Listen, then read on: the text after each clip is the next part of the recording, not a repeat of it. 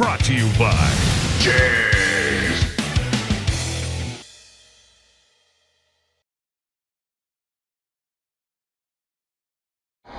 Hi, I'm Lisa Chissis, and I'm the president of Flex-a-lite. I'm here to show you how to install this Jeep Wrangler fan combination into my TJ. So Flex-a-lite didn't just manufacture this fan, we also manufactured this radiator.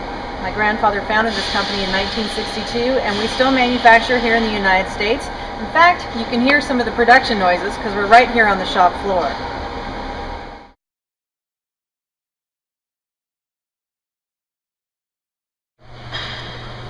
So before we can take out the radiator, we got to drain the fluid that's in it. There is a drain plug on the bottom of this radiator, and be sure to catch that fluid. You can take it to your local parts store, they'll recycle it for you. Now we got to remove this top radiator hose, get it off, and then we're going to take that overflow bottle off over there.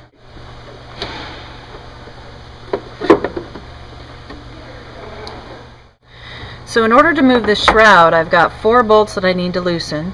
2 on each side. You see one down on the bottom, one on top. Same thing over here on the driver's side.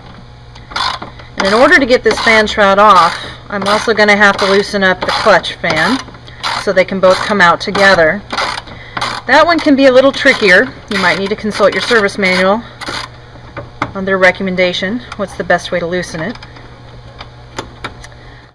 I'm talking about this nut right here is what needs to loosen up in order for you to be able to spin the clutch fan off.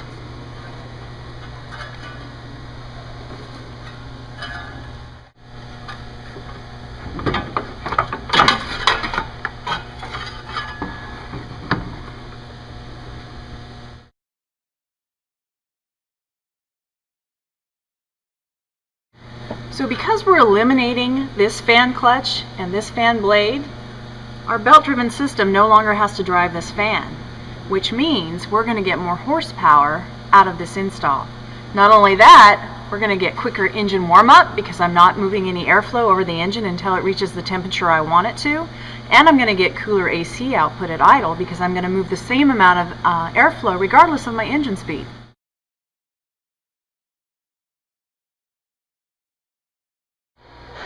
So before I drop in the radiator, I need to attach this bracket right here.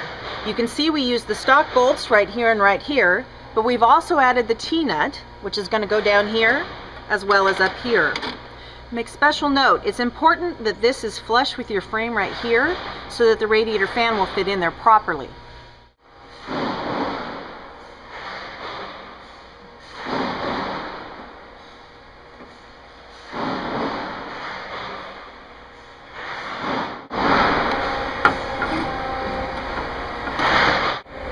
I'm going to go ahead and leave this loose because I've got a couple other steps to make. I left the cardboard on here because I wanted to make sure I didn't damage the fins when I put it into place. But now I can go ahead and take this tape off. I've undone it from the bottom as well, so this can come out.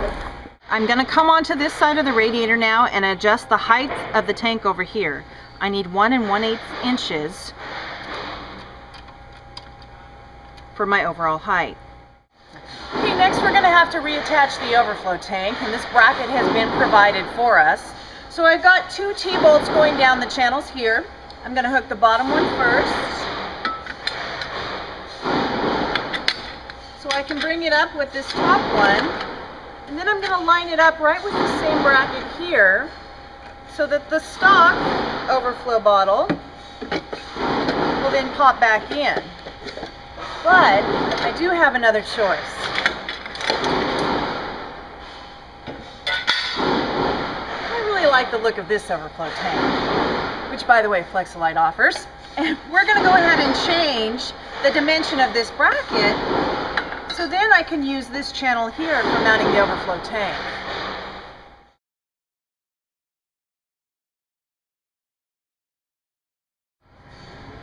So now we're going to hook up the controls, and here's the terminals.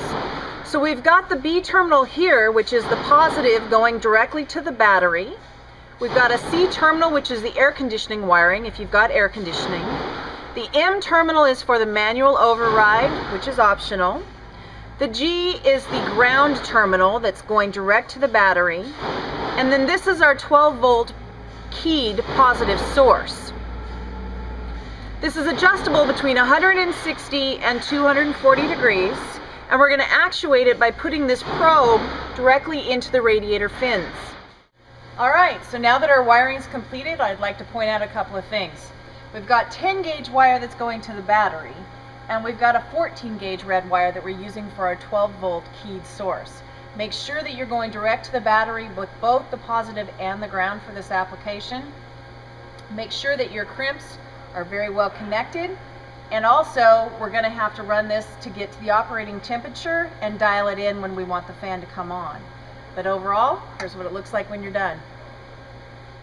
Brought to you by JEGS.